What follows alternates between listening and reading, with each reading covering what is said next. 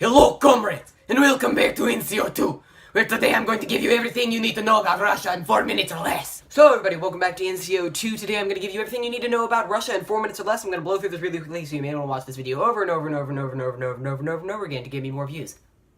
So, Rome was first inhabited by nomads who lived on the steppes, and they've been there since forever. They were there since Babel got dispersed and went everywhere, and things happened. They've been there forever. So they are kind of the core of the Russian country, and they are called the Slavs.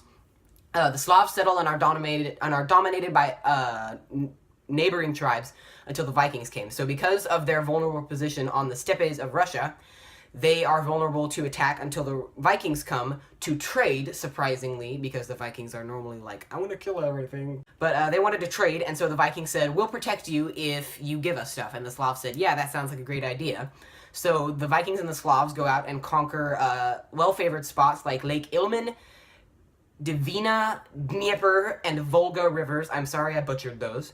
But those all flow into big trade route seas, and so those were all really good for things like that. So in 882, Oleg the Slav makes a treaty with the Byzantine Empire.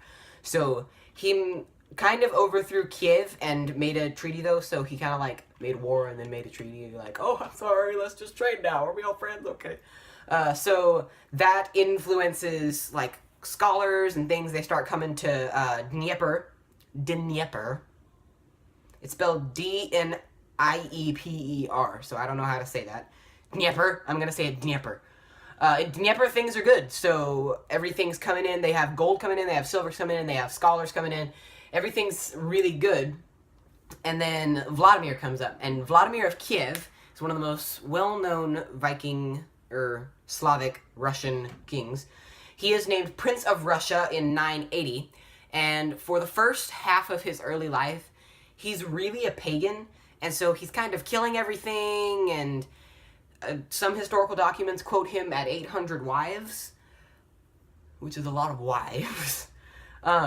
But somebody eventually got their heads right in the right place and converted him to Christianity.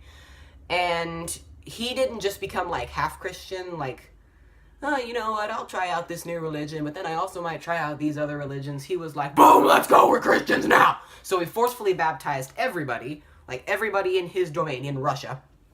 And if they didn't convert to Christianity, he killed them, which is never a good idea. That's not how you're supposed to convert people.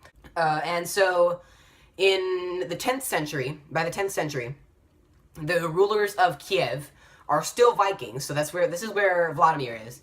In Kiev, they're still Vikings, but they're becoming Russians. So this is when the Russian culture really starts to evolve and turn into like the, I think the Russian dolls with like the bunch of little tiny ones that come out inside of them. That was the greatest thing ever. But that's really where that came from. Like, that's where their culture started evolving, and that's really the first that's the first 1,000 years of the Russian Empire. I hope you enjoyed this video. If you did, please leave a big, greasy, toothpick and chicken style thumbs up for the Russian Empire. Please hit that subscribe button. It means so much to me.